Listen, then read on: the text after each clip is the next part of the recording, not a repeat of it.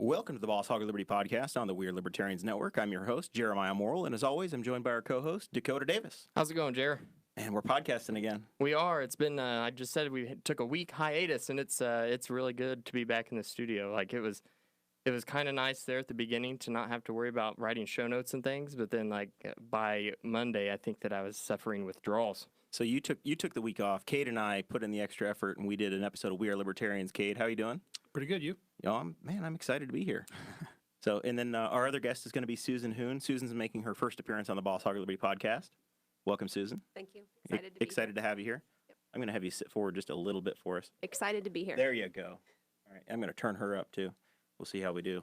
This show is about our lives in rural Indiana. It's a show about folks who are involved in politics, and we promise that our episodes are going to be a fun and an easy listen. We interview people who are influencers, elected officials, political experts, and people we just find interesting. So this is the beginning of a series we've put together that we're going to be talking to the people that are going to be on the ballot that are in contested primaries in our county and our community between now and early May. So we've got almost all of the dates scheduled. Candidates that are in our county. It's a very rural community, and pretty much everybody you're going to hear from in the next few weeks is going to be a Republican candidate because that's the majority party, and that's where you find people that are running. So today, Susan is here. Susan is a second-time candidate for office. You ran for county commissioner 2 years ago, right? I did. And you were an independent at that time. I ran on the independent ticket. Yep. And then this time you're running as a Republican. I am. So we build this as you're kind of an outside challenger in the race, or outside the establishment, because you are running against an incumbent Republican who's the president of the town council. Correct. So what are you thinking? Well, I enjoyed running as an independent because it allows you to be whoever you want to be and not have to conform to anything. But I am a Republican and have always been a Republican. So I think it's appropriate for me to be offered the opportunity to run the Republican ticket in this election. Awesome. So we'll get into the politics a little bit in a little while, but let's kind of get to know you a little bit first. Okay, good. Before we get into the political stuff, you got a big family. I have 5 children. 5 kids, and we were talking before you homeschool. We homeschool. I was homeschooled growing up right here in Henry County. It's an exciting journey. Yep. Very cool. And really very similar to what we had. We had a hobby farm growing up on Messick Road, kind of in the northeast. Would have been in your district, actually. Okay. Kind of south of just north of Liberty Township into Blue River Township.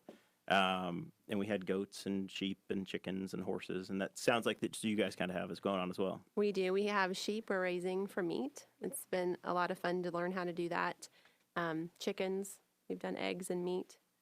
And have you done your own butchering, or have you farmed it out or sourced that out to somebody else? I helped butcher our chickens, and that the first time we butchered, we did it, and at the end of the day, we were just drained. We'd never killed anything before, any of us. I can't believe we just killed all these things. How many did you do? How many? We did them in 2 sets. We probably did 12 each day. Okay. And we split it in half. See, I would love to have chickens, and I would love to have goats, but Darren Jacobs won't let me. Oh, you got the Darren Jacobs reference out early. I did, yeah. We had to put him in here and get him out of the way. We call Darren the token socialist. He's the Boss Hog of Liberty. Okay, that's good to know. It's a term of endearment. Darren's also been on the show a number of times, and we enjoy it. He's actually the Bartlett for America poster up there. Darren's a big fan of the West Wing, and I share that with him. So when I think his second trip by, he brought that on as a little gift. So our studio is getting all these. It's really cool. We got all the political signs, and I hit you up and said, "Do you got a sign for us yet?" And no, they're coming in tomorrow. Tomorrow, so horrible timing. For council. Yes. I need to be smarter about that myself because I've run for office before. I ran for state representative and I ran for county council. I just need to get Jeremiah for something and just leave it blank so that we can change out the label. I had people say, "We still have your signs." I said, "But they say commissioner," so I don't think that's right. It's gonna be a couple of years before you can use those I again. I have your T-shirt, and the T-shirt might be able to pass. I just won't be able to wear that. As long as it's the same type logo, people will be like, "Oh there you go. I know that lady." That's right. So you are highly educated too. You were talking. You teach class in the evenings with kids in China. English as second language classes with children in China. It's called VIP Kid. It's a great job for moms who want to be home, and it's very fun. Very cool. Yeah. And you attended IU, and you've got a BS from there in a Bachelor of Science in Finance and Information Systems. Yes. And then you also would have some connection with Purdue University as well. When I started at Cummins, they were taking hires from the business school they thought that was the best business program, and then they run them through their own technical training program with Purdue to try to get the technical skills that Purdue's better at. Okay. They feel like that makes their people more well-rounded. That's the program I went through. Well, very cool. And then I've gotten to know you a little bit as well through 4-H. Your kids are coming up in the 4-H program, so They are. you'll have questions about those from time to time. Yes. Yeah, our oldest is 11. They're 11, 9, 8, 5, and 3. So what kind of projects are you helping out with as you get into for homeschoolers? Really do like the 4-H program because Yes. it's a way to really dig into a project that the kids are interested in. So the It's- livestock, and then I'd imagine some of Yes. the other we'll call Smith building projects as well. Yeah, it's been really great. I didn't do 4-H at all growing up, but when I looked at the list of projects, I thought you could actually build a homeschooling curriculum around these somewhat. But my oldest is all an outside kid, so he wants to do animals. But my 8-year-old has been building Lego sets. Oh, really? Well, yeah. I got him 3 Lego kits 3 days ago, and they're all put together. And they're Wow. ready for the 4-H fair. So Wow. he's really So that means excited. that the other 6 people in the house are constantly walking around with injured feet. There's Legos everywhere. Or he's mad because someone kicked a Lego. I said, you have to put them in one spot, not in a doorway, because there's 6 people walking through. Yes. That's right. I know that lecture very well from my Okay. parents Are whenever you a I was Lego a guy? child. Oh yeah. Like I would wager that if you gave me some Legos right now, like I would still be excited It'd about still it. be fun. Yeah. I'm not. It fascinates me that he's good at it, and I can't believe how fast he can read he never asks for help. He can sit down with the directions, and it looks right to him, and he gets that from his daddy. There you I go. think I had it was like Connects. Was that something? Yeah, yeah, similar? yeah. It connects. And I remember when I was little, I built a roller coaster. It would have took up like half this room, Yeah. but like it would actually pull itself up to the top and Yeah. drop Now, itself so off the you and edge. your cousin Trevor were the same way. Yeah. Because he was big into Connects. I was Yeah. big into Legos. Yeah. I remember building those giant things in his bedroom, and like you couldn't walk around the bedroom Yeah. because the things Right. were so big. No, but those are really fun for kids to do. Yeah, Like I really think so too. so, you actually, whenever you announced your candidacy for county council, your candidacy was actually challenged, and your ballot access was challenged by the Republican chair for the county. Yes. You ended up making it onto the ballot, but he basically a party chair can challenge a candidacy if they don't believe that you're actually a Republican. Correct. So like if I'm the chair of the Libertarian Party in the county, and if I don't think you're a Libertarian, I can challenge candidacy, and then you can challenge that back. Okay. And so that's kind of what happened in your situation. You want to tell me a little bit about that? I knew when I first started to run, I checked to make sure I did qualify by state law, and I did. And I knew that the Republican Party, at least a section of them, was going to be very unhappy to see my name on the ballot. So I wasn't surprised that they tried to block me out. I was surprised that they did so when I so clearly met state law. But it didn't surprise me that they didn't want me to run. So the argument or the discussion, and I didn't know. I was actually educated by your candidacy because Right. I didn't know. In 2016, you ran as an independent, Right. but the state doesn't care about that. What matters Right. is that there are two parties that have primaries. So what goes on your permanent record is whatever party. For lack of better words. That's right. it's like getting detention in school. You voted in the Democrat primary. It's on your permanent record. So the last time you had pulled a ballot in a primary was in Hancock County, as I Correct. understand, and it was in 2014 or 2012. somewhere. right. So that was the last. You go back through and trace it and say, hey, here's what I had, Correct. and then the 3-0 vote, you won. It was Correct. unanimous, and you were certified. Right, and they had even checked with the state to make sure that me running as an independent didn't matter, and the words were essentially that it was irrelevant. So the last party primary I voted in was Mm-hmm. in 2010 as a Republican. So You have that on your permanent record. fair warning, Republicans, at any moment I could come your terrorize you. comments were interesting on Facebook, and I can see that would maybe leave a party feeling like, well, they haven't voted in as a Democrat or since then, but are they really a Republican? Right. Yeah. And that's valid.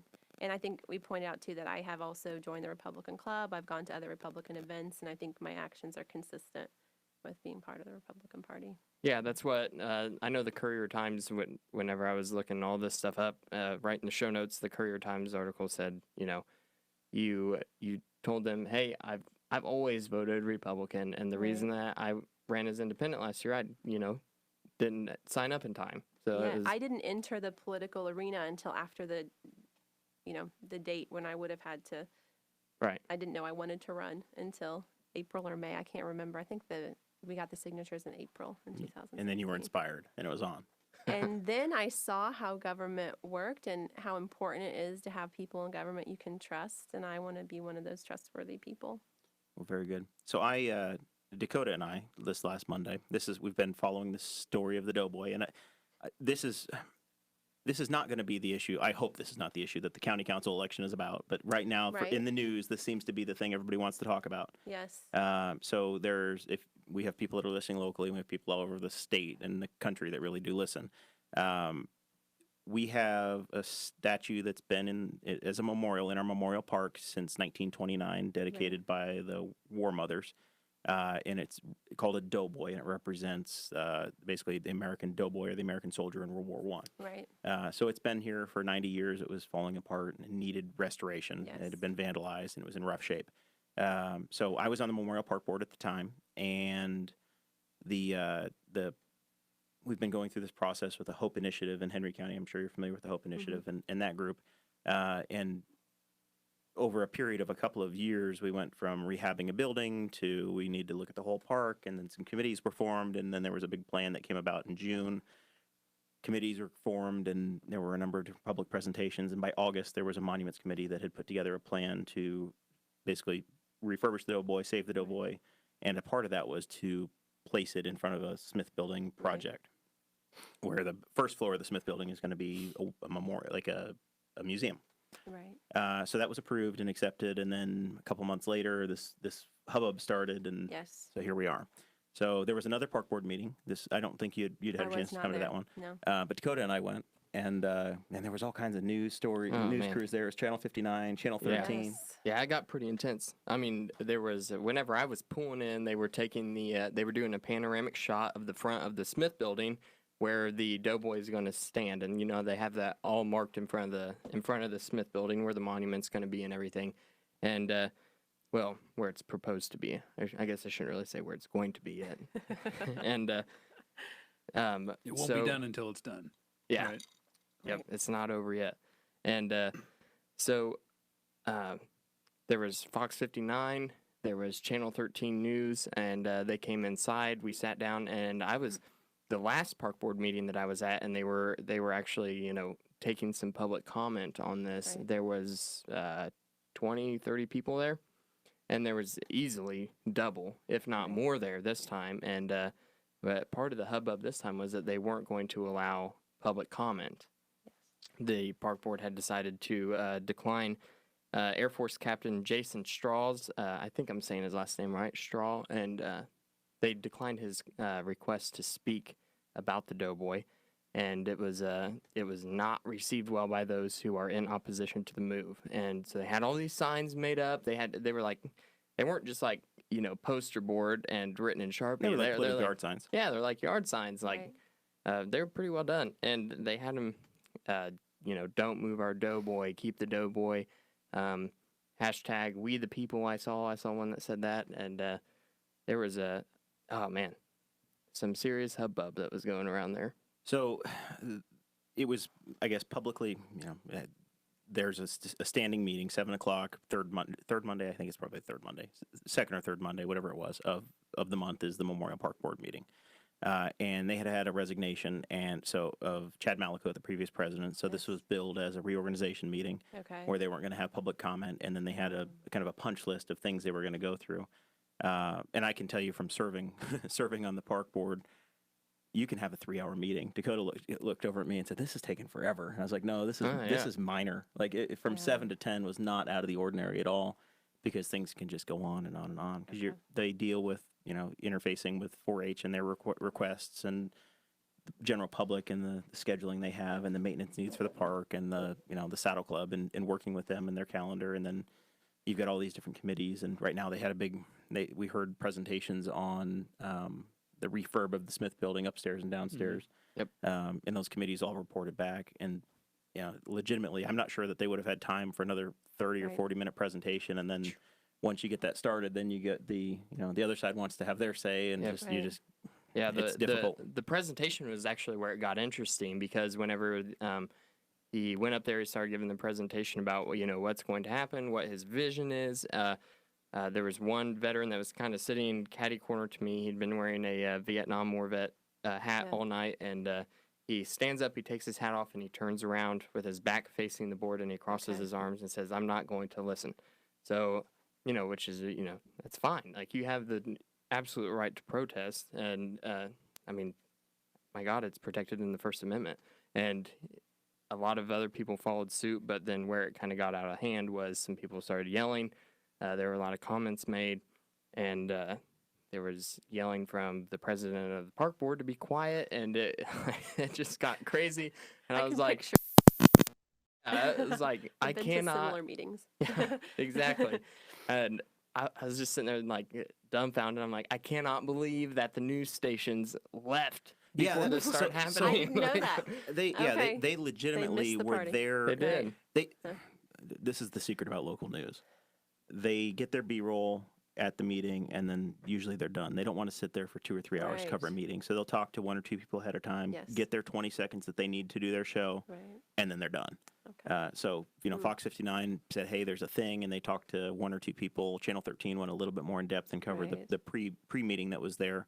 But it's Rush Limbaugh always used to call it the drive-by media, and it really is, where they sweep in. Oh, well, they got this, and it was they drive all the way out to Henry County, 45 minutes east of town for a 20-second thing on the news, and then they're done with it. Yep. Okay. So thankfully we got Eldon Pitts and Travis Wyke and the Boss Hog of Liberty podcast that's kind of filling us in too, right? So what can actually be done at this point? I think is the question that everybody is asking. Like everybody that's in opposition is that there have been different opposing plans that have been submitted and letters to the park board from the American War Mothers, from other people who have had pretty decent ideas.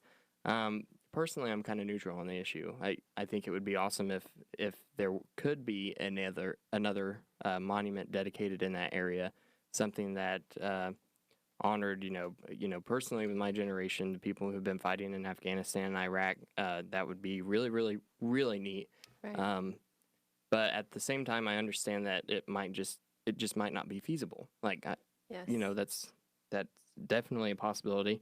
So I did some research. I started digging into a lot of different sites. I looked up one artist website about that he actually does make bronze statues of life-size people. And, I was like, oh, that's a great source from the mouth of the person who makes the things. And on average, his statues cost about $32,000. If Okay. he's not going to make a profit off of it, it's going to be a little bit more. And if he's going to make a significant profit off of it, it's going to be a little bit less. And talking to Mark Sean Orr, I brought his name up multiple times in the show talking about the Doughboy. He basically found the exact same thing. Yes. I printed out that article for you guys where he actually talks about the entire process that he has to go through. And it's like, okay, because $32,000 seems astronomical at first. Right. The process that you read about, it's like, that might Yeah. not be that too much. And because they do a lot of work. Well, I'm But beginning to they- wonder if the way the story ends is that that's how Henry County got a second Doughboy in Memorial Right, Park. yeah, that's what we were because talking about. you're turning into Solomon and you're trying to cut the thing in half because you've got people Yes. that legitimately want to see it where it was because they feel very strongly and emotionally towards one thing. Yes. And I understand that and respect that. And then on the other side, you have a veterans group that came forward, took the initiative, did the work, and are given a green light. Yeah. Right. And then you're looking at ripping the carpet out from under a volunteer group, and you Right. wonder, okay, how are you ever going to get any volunteers again in this county when you give somebody the authority to go forward, do something, sell something to the public? You go out and raise, I think the county put in like $8,000 in food and beverage money to actually pay for the restoration, and it kind of is some seed money to help with the transportation and to get Right. it, make sure that portion was going to get done. But then they've gone out and raised over $20,000 just Yep. Quickly selling bricks for a plaza, and just through general donations and through their flagpole. I think they have these flagpoles that they've sold sponsorships for. You donate just like any other project of this nature. You pay for one and you get your name put on it or whatever. And man, it's tough to wash that you're gonna change that, because then what happens to those folks that gave Yeah. towards that I project? think that one good thing about starting out on an issue neutral is you can watch it unfold. So when this first started, I thought, like, I honestly don't care where the Doughboy's located. History's not my thing. But when I was reading Mark's comments and they have some very legitimate reasons Yeah. why the Doughboy should be left where it is. And something like sentimental reasons. not just sentimental, but as far as the placement mimicked what Yeah, the the artist original wanted. artist wanted. Yeah. And I thought that was valid. And one thing that stuck out with me is if I had been on the park board, I might have done the same thing that the current park board members did. One good idea might have been to contact the Historical Society Yeah. and other people in the county that might have had a different perspective. And so I would, as far as what can be done, I would like to see the process restarted. And with some public input, the people who are against the move, they say they outnumber the people who are for it. You were commenting about that today. Is that true or not? And it would be good to really find out if that's true. They've done a petition. We haven't tried to do a petition for people who Yeah. are for the move. Yep. And so So we've seen, a number of different discussions online, and countless different forums have tried to take this up, and people are saying, well, we got to put this on a referendum and talk about this. And at what point is this democracy, or is it republic, where we pick a government and we move forward? Because as it is, this park's been in almost this food and beverage money that kind of spearheaded this was awarded 2.5 years ago, and do yet they're think still at that the starting line with these projects. we can say, okay, the decision was done and it's time to move forward. But how often in Henry County do we have a decision that really gets heated? We Yeah. have the wind farm, we have the Doughboy, we had this PC meeting, but the county makes decisions by the dozens, hundreds weekly. You go to the council meetings, the commissioner meetings, the PC meetings, and PC being Planning Commission. right, PC being planning commission, and park board meetings, and the decisions are made all the time. But when we get a significant amount of opposition, is it appropriate to reconsider? And I think that the people in the county are ready for the government to be willing to say, maybe that's something we didn't think of. Maybe Yeah. we should have talked to the Historical Society, and maybe the decision ends up the same. But when people aren't heard, we get meetings like what happened the other night, because it even maybe wasn't the right time for that conversation to happen. You said there was a different agenda. Yeah, that they park basically meeting. they had a full agenda of projects, because they are, the park's getting a makeover. It's getting Right. it's badly needed attention for a long time. And the W.G. Smith building, there's an annex that's been putting water in there, so they got an Right. update on that project. They had a bid opening for that. Yeah. They had a report based on reconstructing a kitchen so that they can have their museum Yes. downstairs. Then there will be a new state-of-the-art kitchen for people to rent for the upstairs auditorium space. Right. And then there was discussion about the monument. There's going to be the first floor. People call it the basement, but really it's a walkout basement. So it has a really nice view of the lake that's there. It's really a nice spot. They have a veterans museum that's going to be there. So there's going to be an interactive museum where people come in. The current kitchen space is going to be a theater where you'll see videos played.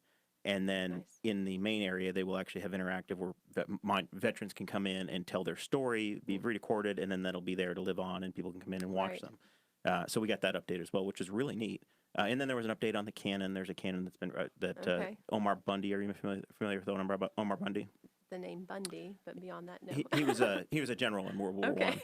I, and captured Yes. Okay. a piece of artillery, Right. and it was brought back to Henry County, and it's been on a hill on See, display. this is why I would have made the same decision as the park board. Right. Why contact people who know more about history. Right. So Yes. the Humane Society, or not Humane Society, they have nothing to do with the park board. The Historical Society has been refurbishing for the last 3.5 years of volunteer labor the cannon, so the wheels, and it's going to be in great shape.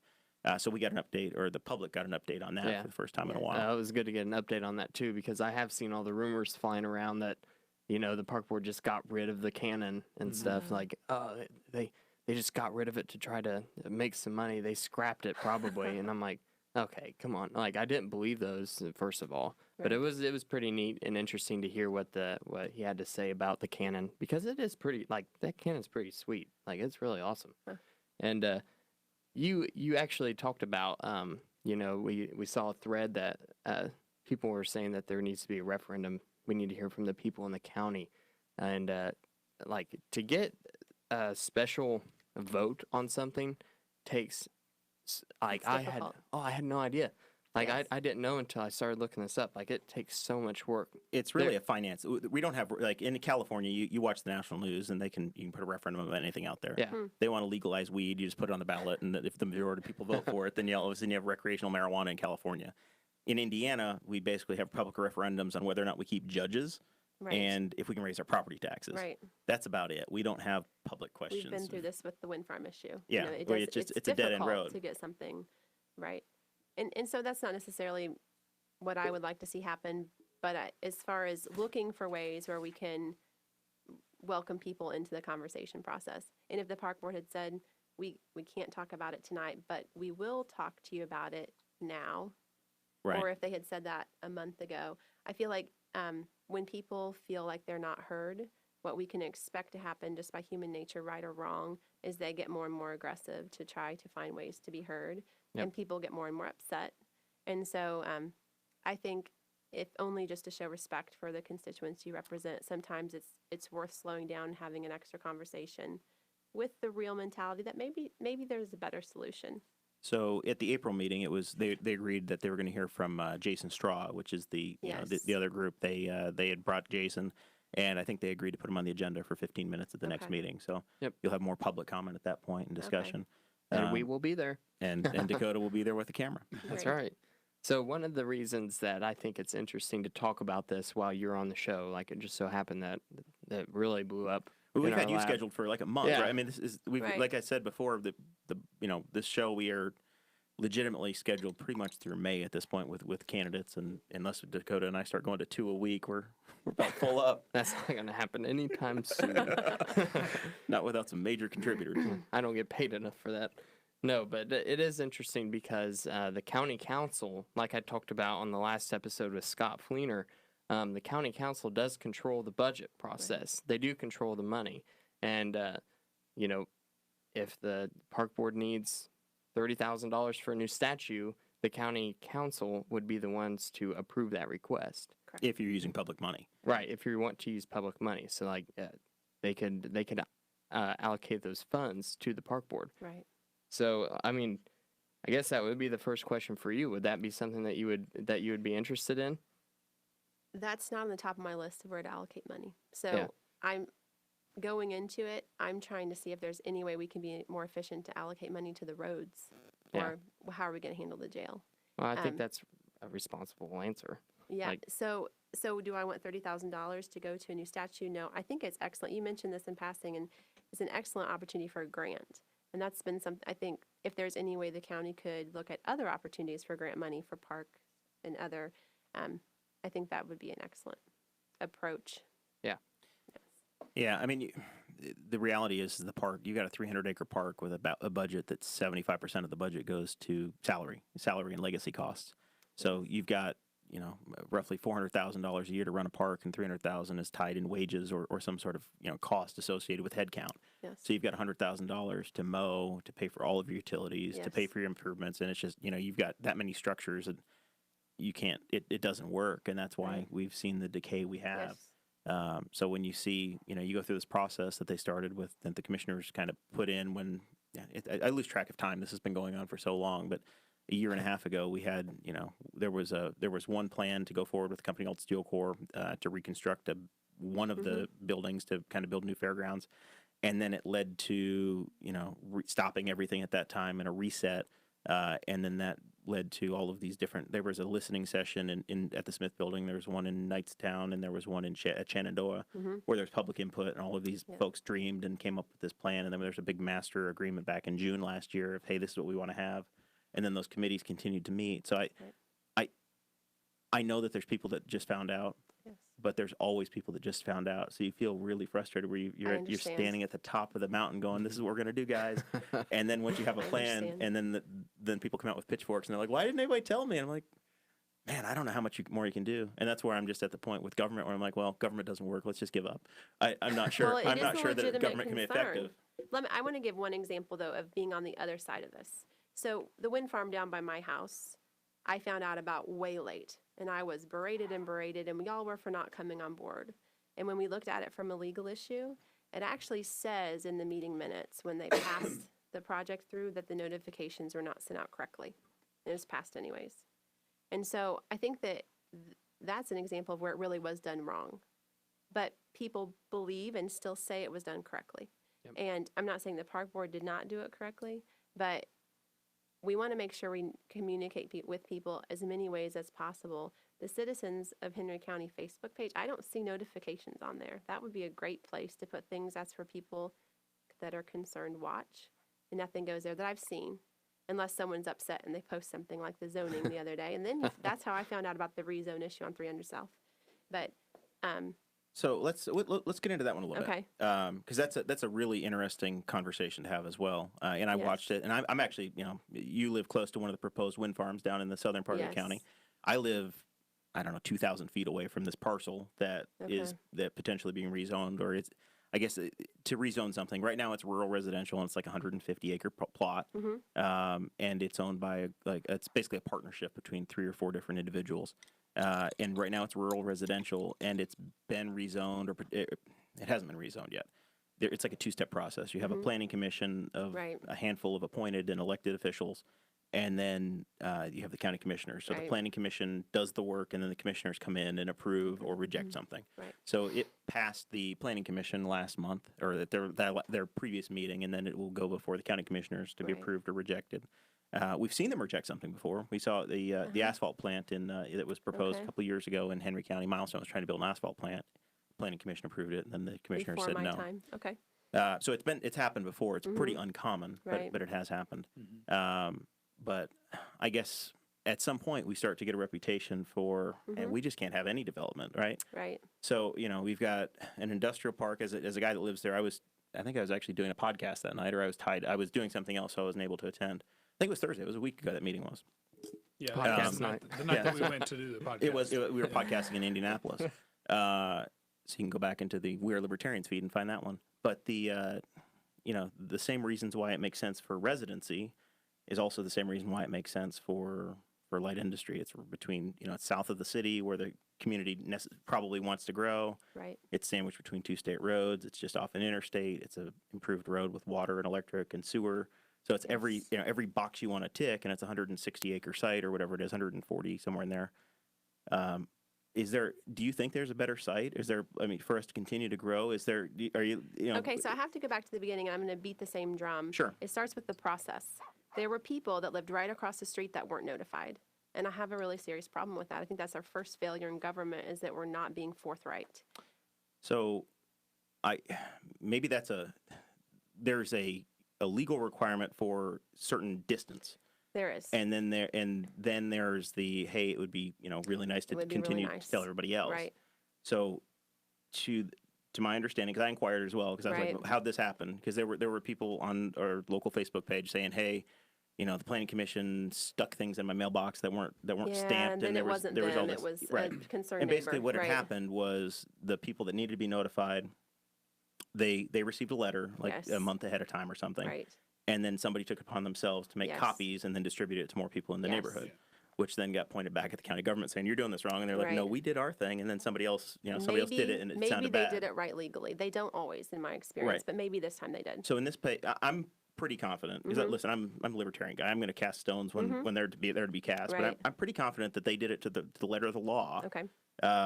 So then that's where I'm like, well, okay, what else do they need to do? How much more? What should have happened? I just found out about this new text notification system. You can put your zip code in, and the county's supposed to give you information about what's going on around you. Did you guys get this? No, where'd that come from? My husband put it on my phone. I think Henry County's starting this. And so that would be great if I could find Yeah. out about everything within 5 miles of my house, especially a rezone. We could define what is helpful. Facebook pages. I also was told, and haven't verified, that the legal notice went in the Middletown paper rather than the Courier, which I think is inappropriate since it happened in the southern part of the county. But I didn't verify if that's true. So I think that we want to do everything that we can to make people know what's going on around their house. I think that my perception, this is really my belief, is that our county tries not to notify people more than they have to, because they don't want people to find out and try to get in the way of the process. And so I think we want to stop doing that. We want people to know what's going on. We want to give them every opportunity to stand up and voice their opinion. All right.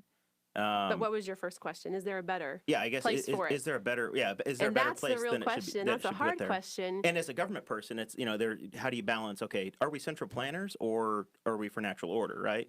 If I own ground, then I get to control what happens on my ground. Yes. If the neighbors say no, we want to keep that as farm ground, then they can probably write a check to the people that own that property and Yep. say, hey, I'll pay you. We'll go in together. We'll create a joint partnership, and we'll spend $200,000, and we're going to keep it that way I forever. thought about that too. How much would it cost Right. each of the neighbors? How much does to it buy would it cost you guys to keep it? their view? Right. Because that's my property rights end at my property line, Yes. Yeah. and at some point it's okay.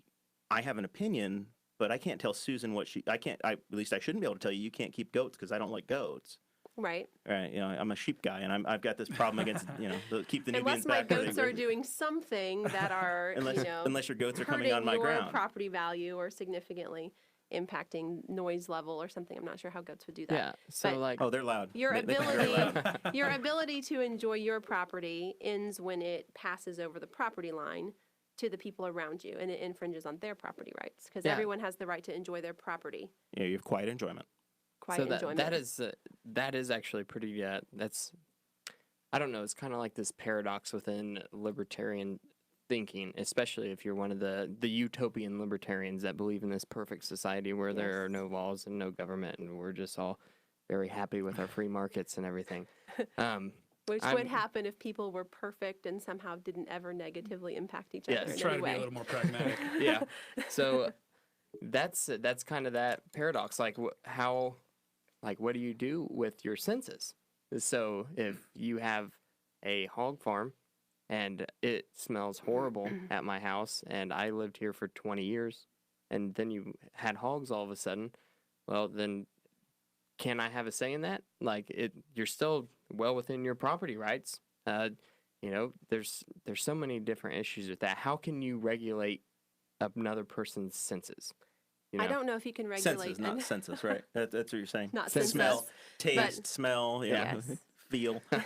I feel your hog farm over there, Kate. Well, there's a hog farm close to my house, and the only one of us that smelled it when we first moved in was my daughter, who is very sensitive. And so, does it bother me that I can smell the hog farm once a week for an hour? So I think there's an issue where is it a significant decrease in your property value? Is it a significant decrease in your quality of life or your enjoyment of your own property?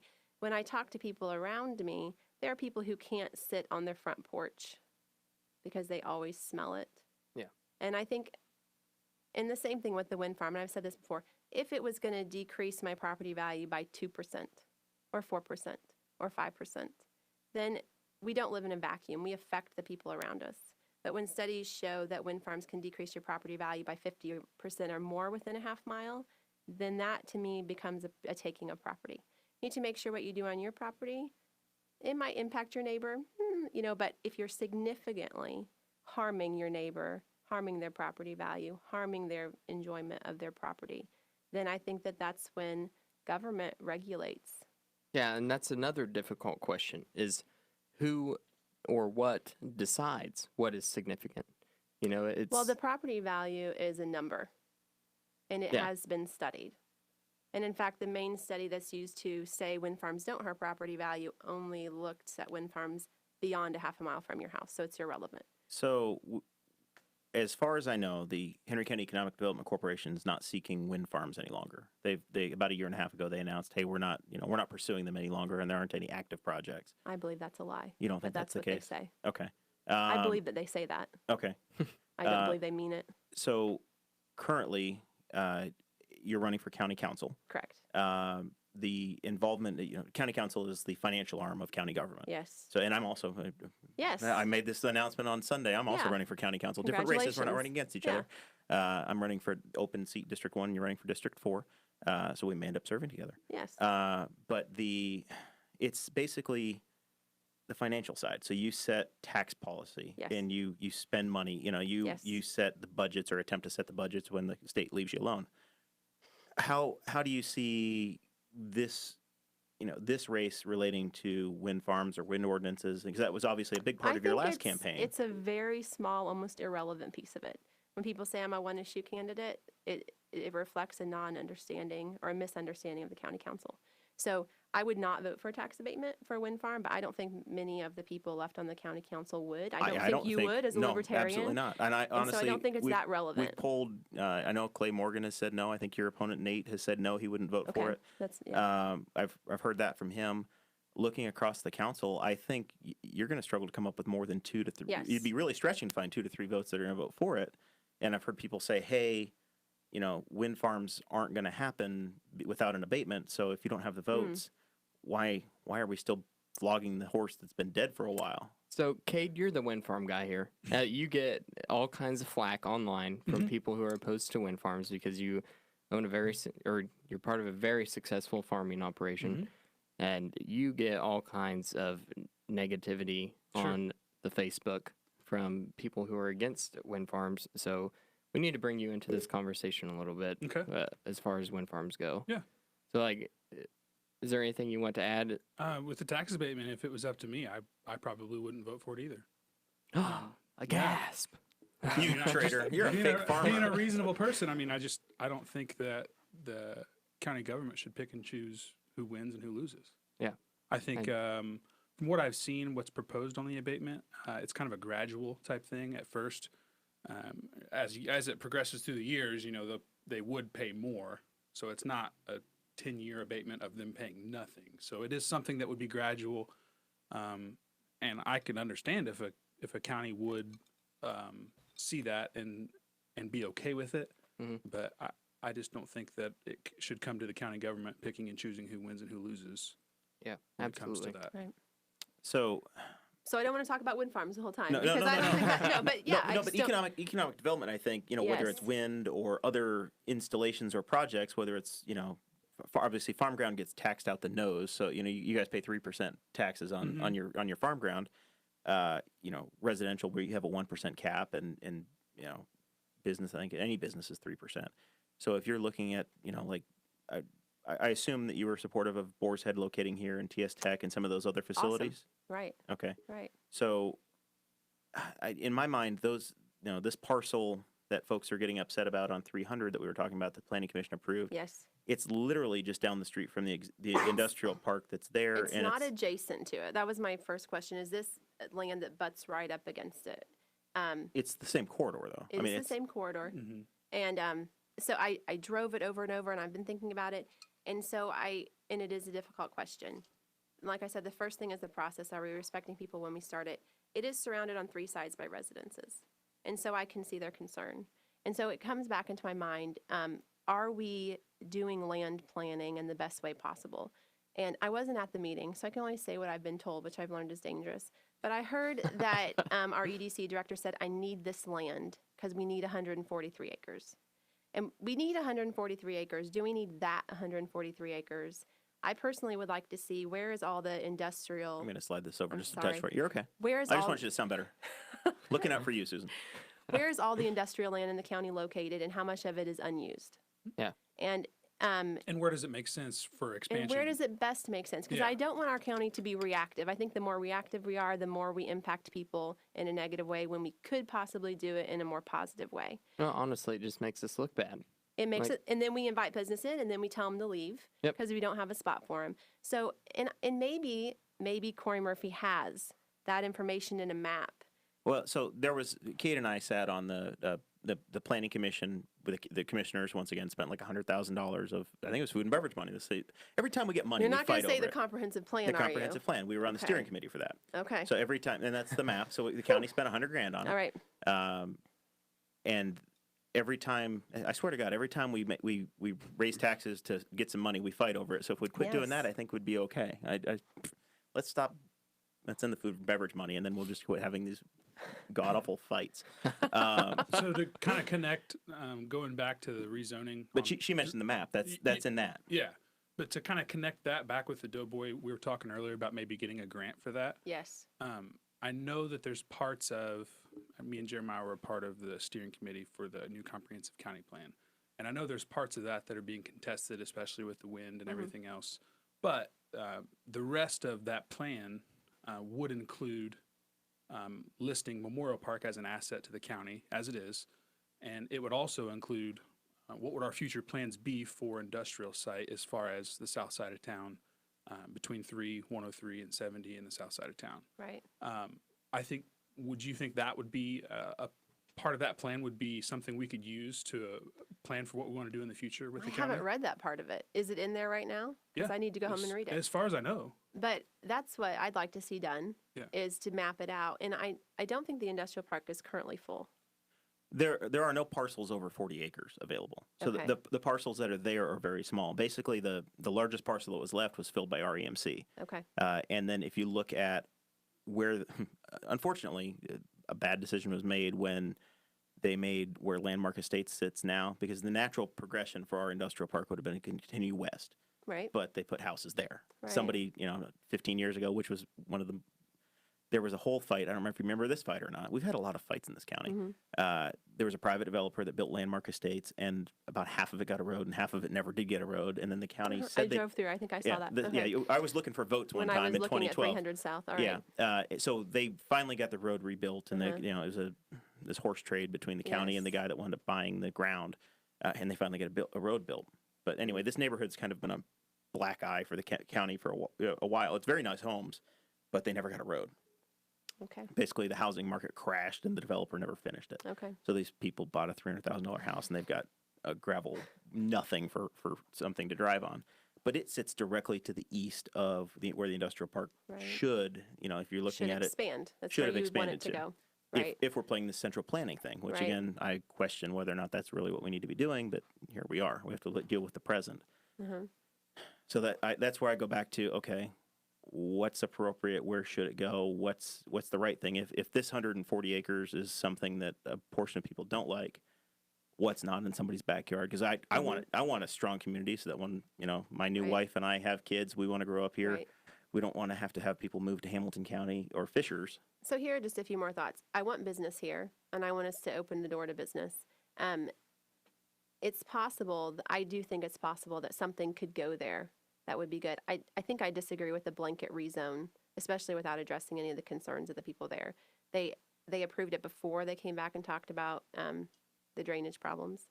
They didn't talk anything about any kind of visual buffer or anything that could be done, and without knowing what could go there, I think it would be more appropriate to know what's going to go there. Because I think you said So it's storage it's facilities light or- industrial. So it'd be we look at what we have now. Like I've lived at two different places inside of. Are you familiar with what White Estates is? It's No. basically from where Duke Energy is now. Okay. They're building along 300 South Right. to Main Street, Okay. and then north to Jeffrey Street. Okay. If you know those streets. Yes. That general area is what's called White Estates. Okay. It was developed by an old farmer named White Okay. in the 60s and 70s. So I lived in an apartment. There's basically the south end of that along 300 are apartments, and then there's some nicer homes a little bit further north. I literally lived in the apartment that is on the southwest corner of that. Uh-huh. So it's at 300 and Jane Boulevard. Right.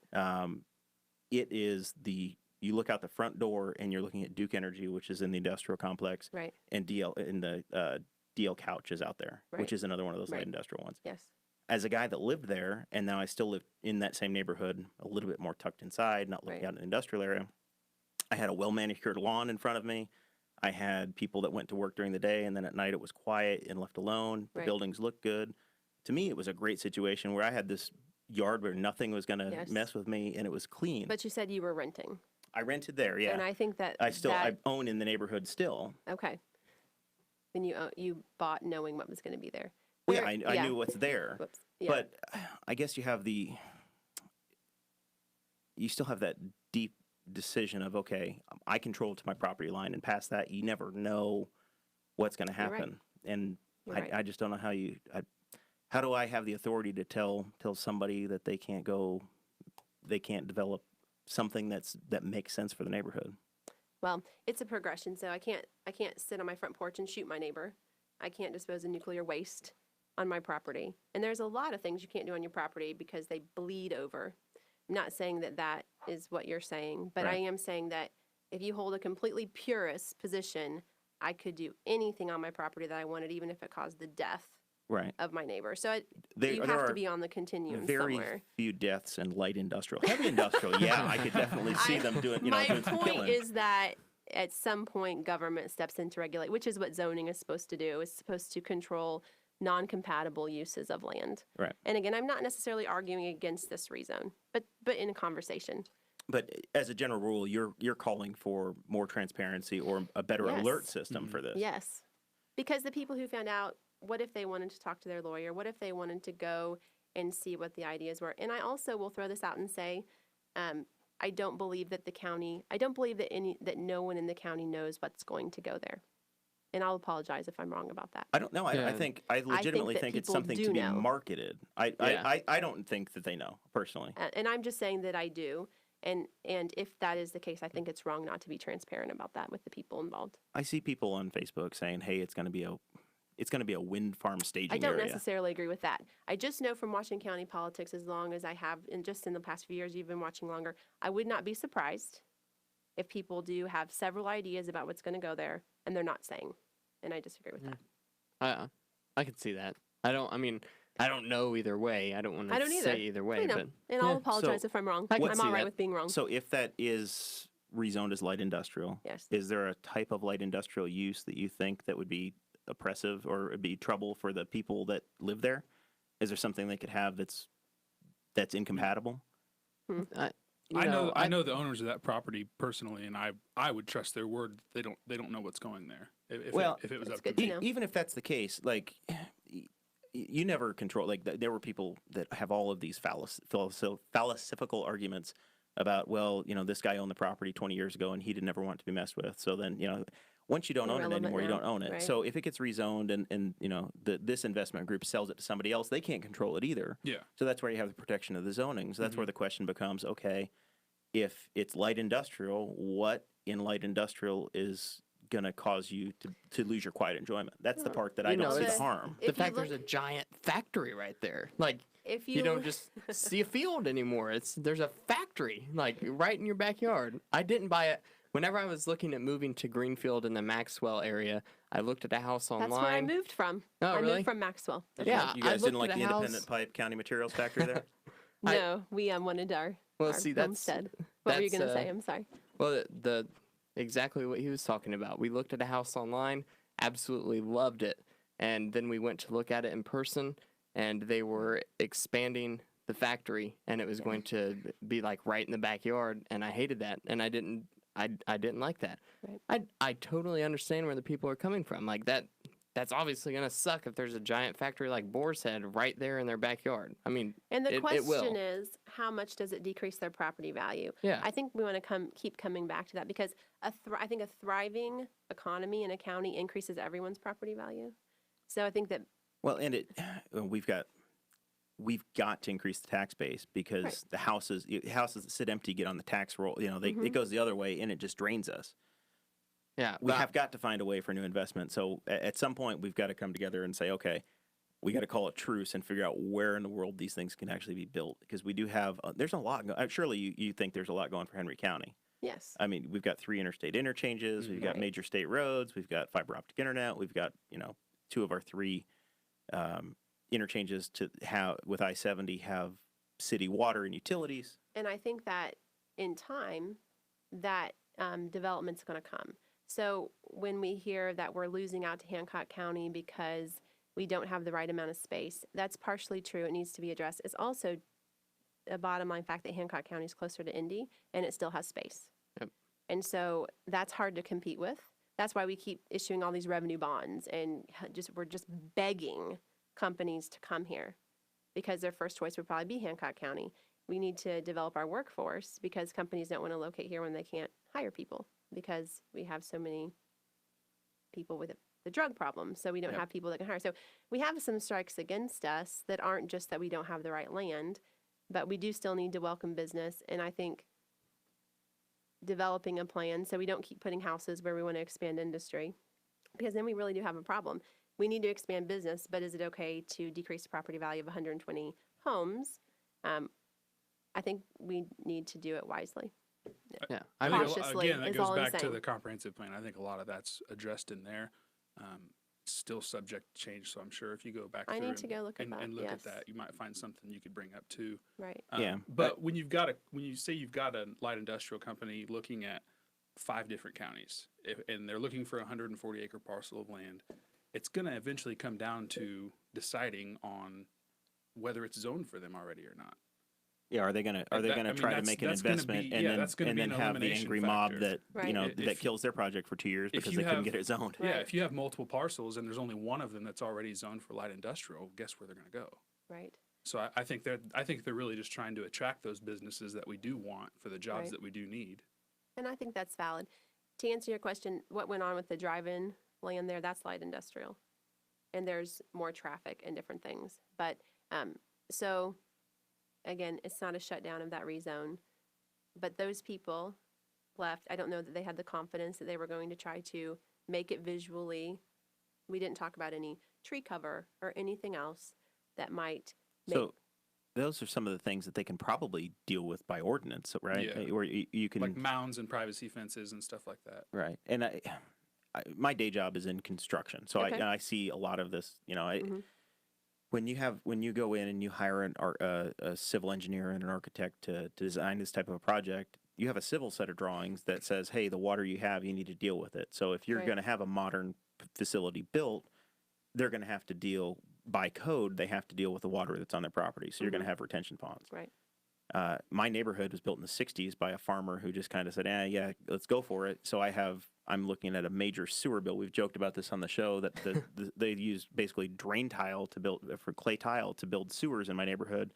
And Indiana Department of Environmental Management is suing the county and the city, and they're all in these private meetings dealing with this mess because they didn't do it the right way. Right.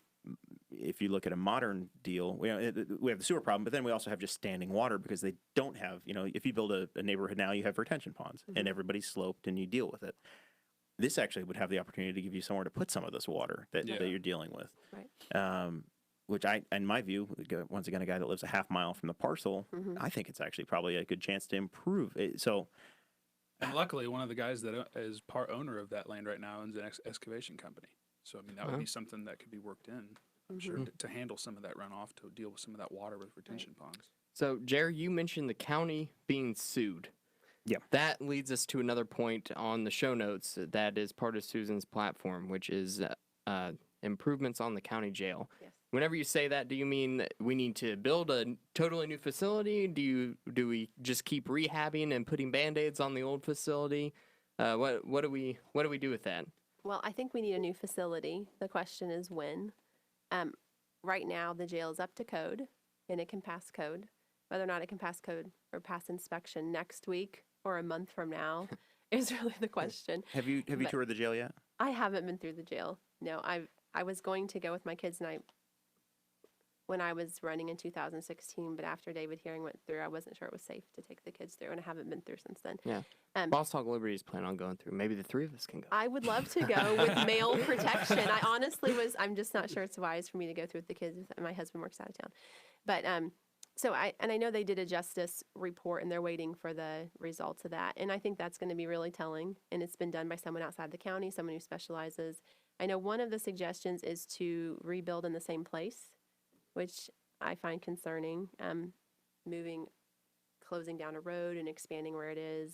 I'm afraid, and I don't know until I see the report, but I'm afraid that we'll end up in another situation where in 5 or 10 years it's not enough. So without seeing the report, I would favor a different location. I also assume they did projections for how many inmates we're expected to have and for how long are we going to meet code in that same report. I don't have access to the report. If it is possible to Band-Aid it until the Justice Center is paid off, I think that's an option. But we need to make sure that it is feasible when we get that report back before we do it. Yeah. So you're listening to the Boss Hog of Liberty podcast on the We're Libertarians Network. Jeremiah Morrell, Dakota Davis, Kade Koger, and County Council candidate Susan Huhn are with us.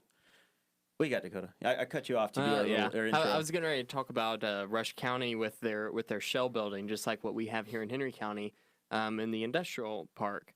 So Rush County is making that their jail, if I'm not mistaken. But do you think that's a pretty decent idea? Or what are you? All of these counties are having this problem. Delaware County's taking an old middle school and turning it into a jail. Yeah. And my dad, I moved from I grew up in Delaware County. My dad still lives there, and he was telling me that they have these things now where they can drop in secured pods. And so you can turn an existing building into a jail easier, which I thought was interesting. But I'm not a jail engineer. I and I agree. Well, you've got like 3 degrees, and we could send you back. You can't need that many more credits to become a jail engineer, Susan. Every county, you're right, is having the same problem. And if converting an existing building works and it's in a good location, I'm not opposed to doing that. But I'm looking forward to reading the I results think Muncie of that just study. bought a school on the south side, didn't they? Yeah. To put theirs. Yeah, Yeah. Wilson Middle School, I think. Yeah. Okay. Yeah. So, Yeah, so it's really interesting. There's a lot of different options out there, but we could spend, oh man, we could spend so much time talking about jails and why every county is facing this issue and why it's just now an issue. They changed the real easy answer. State law changed, and instead of sending them to state prisons, they're now responsible to be held in the counties. Right. Yeah. And So the county counties don't have jails room are for 'em. busting at the seams. Yeah. There's just there's so much that can be said about the jail, and I really do want to take a tour of it because I do think it's really easy to sit here in our spare bedroom in Newcastle and to talk about this is going bad at the jail. The jail is bad. We need a new one.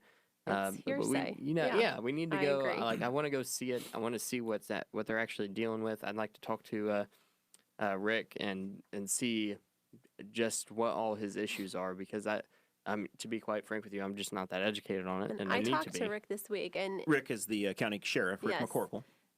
that would are we currently up to code? Because I believe there were times where we weren't, and we are. And so I think the question is, how long can we stay that way before we have to move? And I assume those projections, I don't have those projections, but I assume they're in the report, which they expect to get back soon. So the county voted to raise our income taxes a couple years ago to pay for public safety. Yeah. Did you support that at the time? Would you? I don't think I was here, or Okay. if I did, I didn't know about it. It was before my entrance into county politics. All right. So now that they're stealing our money, Are they using it effectively? what should be going on with this low up money? Should it be being put in the bank to pay cash for a jail? Should they? At some point, something's going to have to happen. So you've got to come up with the money to do it. Well, I think my Is it interpretation is it going to be a bond? What's your thought? Well, and that's what we've heard from Kim Cronk. If we wait till the Justice Center is paid off, we'll take that same amount of money that we're already paying and pay for the jail. And so I think that, but I've heard from other people in county government, it can't wait that long. Hearsay, more hearsay. And so if it could, that would be great because no one wants to raise taxes for anything. If I pay another penny in taxes, I want it to go for roads that I can see built. I don't want it to go to statues or even the jail.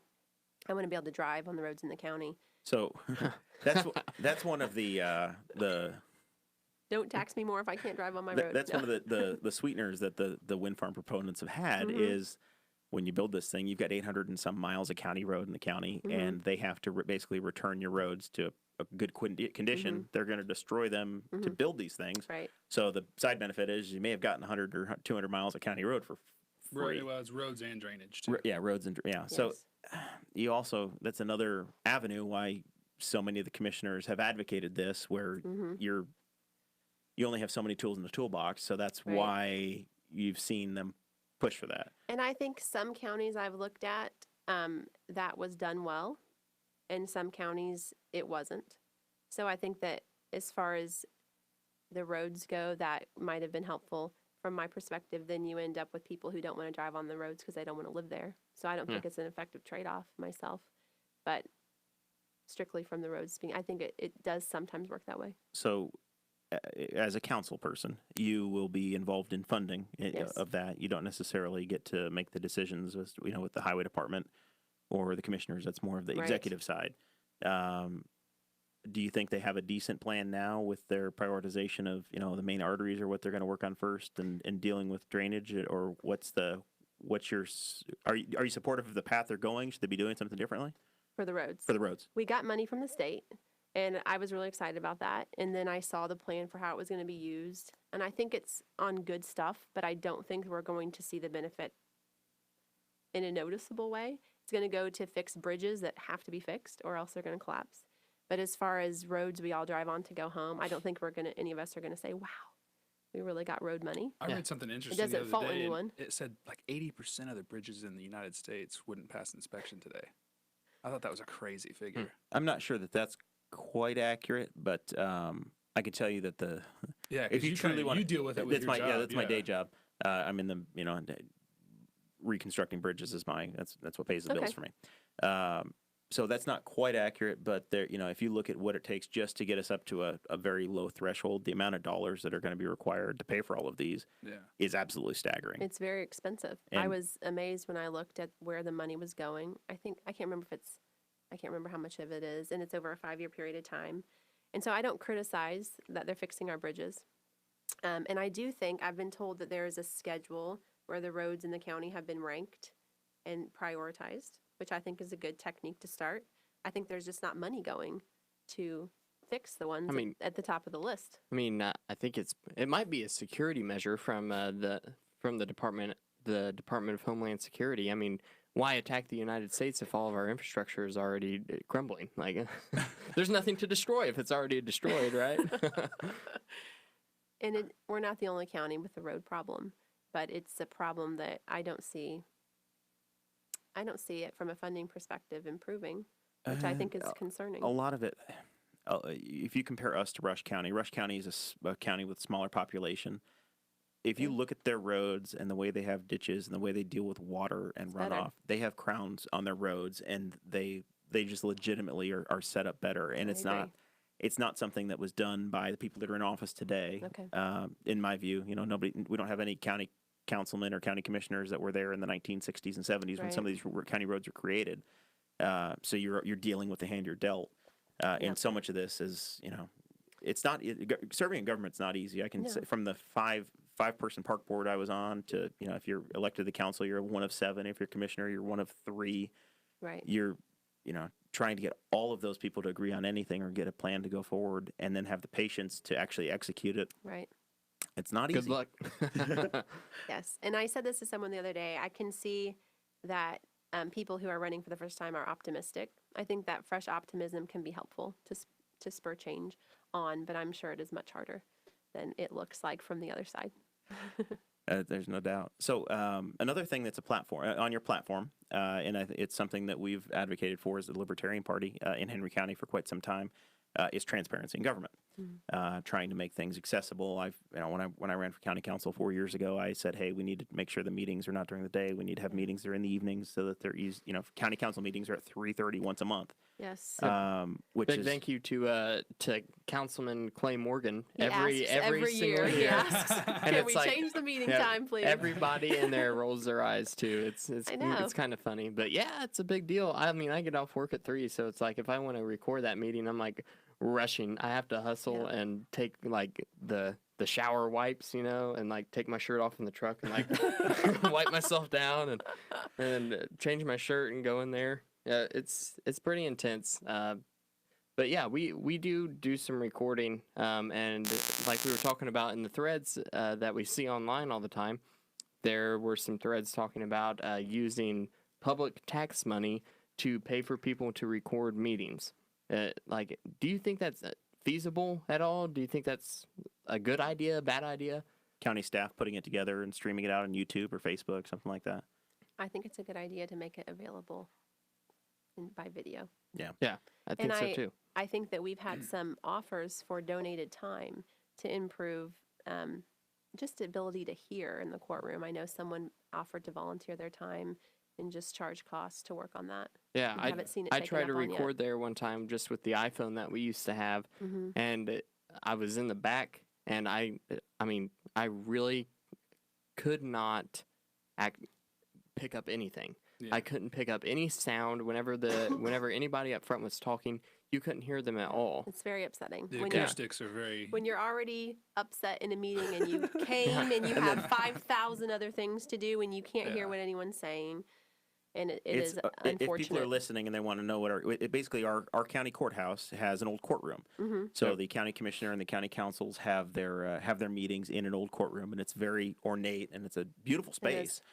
But the acoustics are awful. They don't have a studio set up with Dakota Davis treatment of sound tiles all around the walls. If they and pay everybody me, with their microphone in front of them. For the low price of $130 an hour, I will go through there and put up sound tiles We'll go and everywhere. hold boom mics for everybody. when it's Apparently, talking. Dakota is not the volunteer we're looking for the county. One The thing, equipment that we've had to put in here is not that expensive, though. my husband's a sound guy. And one of my best friend's husband, he's a techie, and you get to the point where you think it surely can't be that expensive to at least improve. Yeah. We can't demand from a broke government that we have the best but to be able to hear, I'm not sure it would be that expensive, especially when we have people already volunteering. We have a lot of concerned people in the county right now. I think that's exciting. There's a lot of concerned people that would be willing to help fix a problem like that, I think. I think so too. Yeah, I think despite all the arguing and all the different issues and stuff that are going on, I think everybody would agree that we should try to get better at disagreeing. Yes. And then we can come together on things like this and kind of get with the times of technology and be able to be transparent with the taxpayers that should have a voice in their local government. And I think that'd be great if we could do that for sure. I agree. Well, very cool. So we are at that point in the show where we've worked through the show notes, and it's probably time to start wrapping things up, Susan. We appreciate that you were here very much. This is a great interview. Hopefully, you got a lot out of it, and you've got some information to share with your folks and a platform to share your views. Yes. If people want to volunteer, get involved, help with your campaign, how do they do that? Okay. My signs come in tomorrow, so if anyone wants a sign, they can contact me on Facebook and help distribute signs. That would be great too. and I think that would be the biggest thing. And tell anyone else about my platform and an opportunity for a fresh voice to be represented and by someone who's compassionate and wants to listen to the people, but wants to do it in a wise way and still pursue economic development for the county, but in a way that might be with more of an open ear. All right. And then are you do you need volunteers? Are you raising money? Are you good on that front now? Can you ever have too much money? Well, No, I'm just kidding. you can always save it for the re-election campaign. As a guy that ran a statewide governor's race, I'm always trying to get candidates to raise Yes. money. Come So on, if you make your plea. If you want to donate to my campaign, you can take a check to Dickerson Accounting in Newcastle, care of Gary Rogers, who's my campaign treasurer, and he will make sure that I get the money to finish my campaign as effectively as possible. Very cool. And you guys do have kind of a neat thing going where you have a number of campaigns that have kind of pooled together and are working as a team. Yes. There's some joint signs out there, and Dickerson is handling your campaign. Yes. Ed Tarantino, who's running for commissioner, Yes. who's scheduled to be on here in a couple weeks. I think they're running. Is it Ken and Gray? Ken and Gray. They're doing his finances, and then who's the fourth one? Peg Steffendale. Okay. Did you say her already? No, I have not yet. Okay. Okay, and I've yet to meet her. I haven't met her or Ed or Kenan. So we're gonna have Kenan's gonna be on as well. So Yeah, it's been really nice to have that support. When I ran 2 years ago, just wanted to make those financial reports perfect, and so it's really nice that Gary stepped forward to do it this time.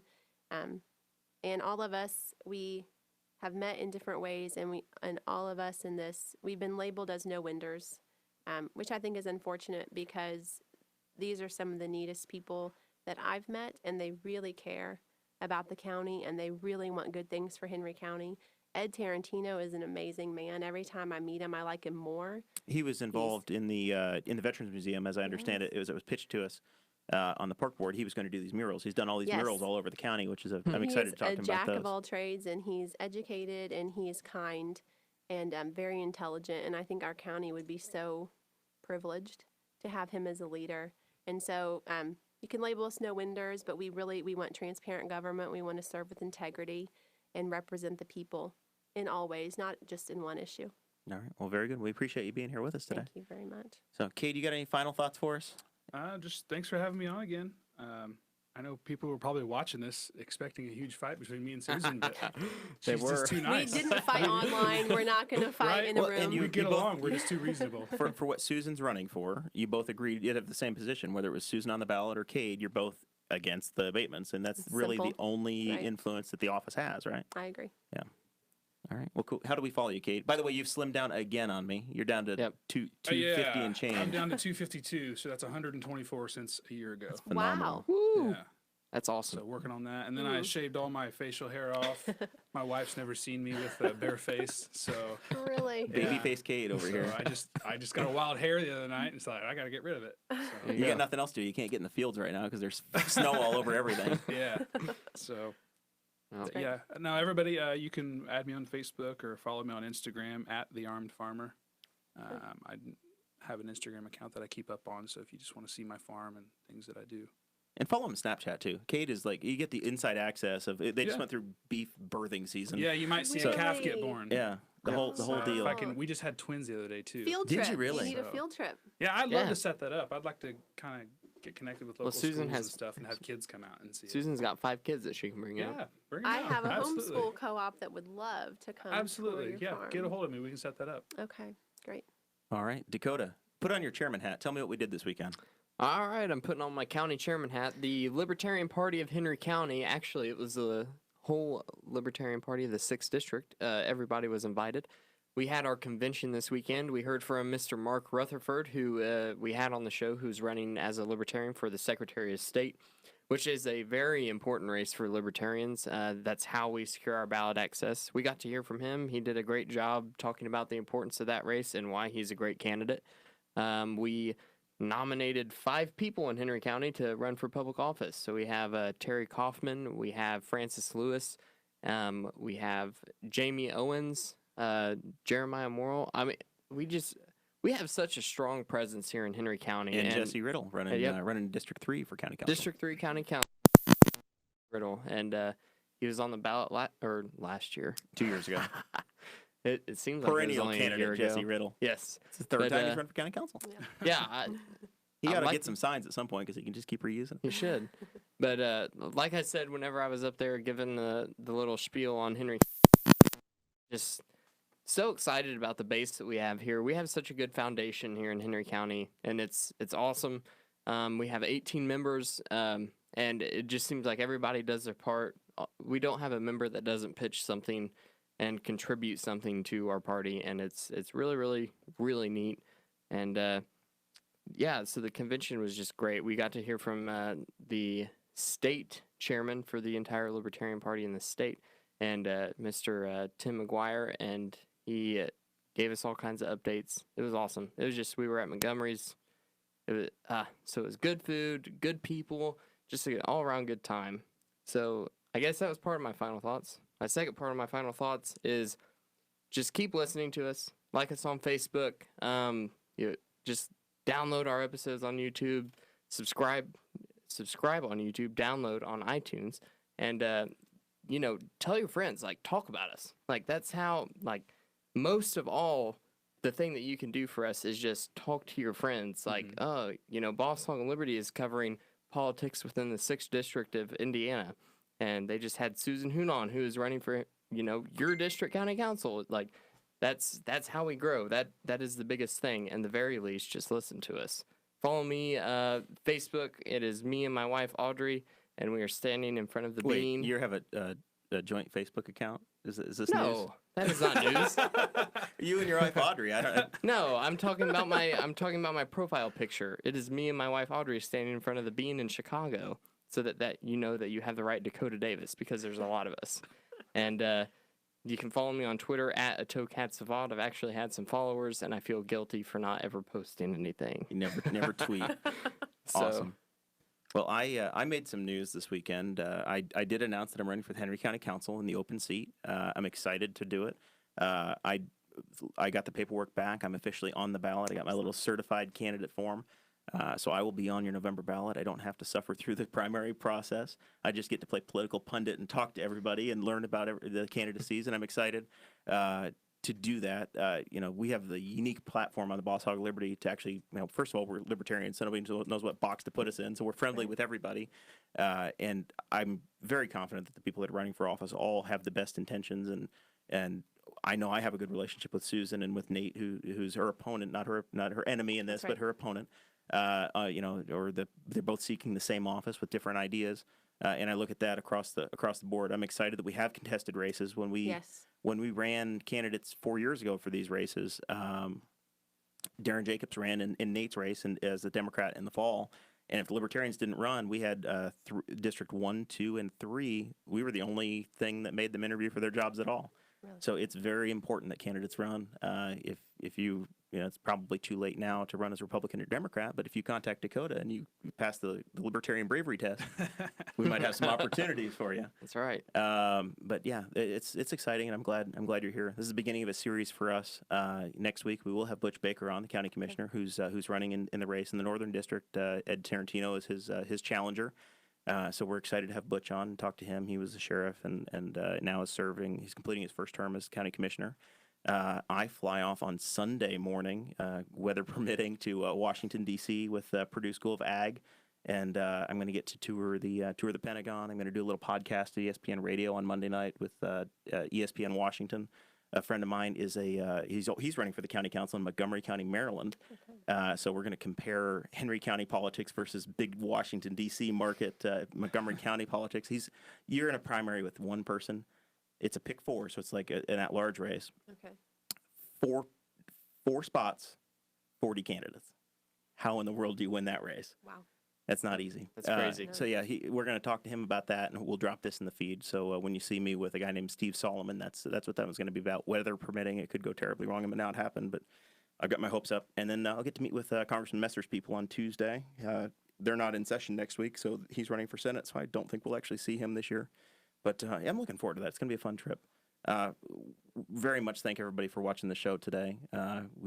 We are here kind of as your independent media source. There's not really another show like this in Henry County or East Central Indiana, and we're excited to have people here.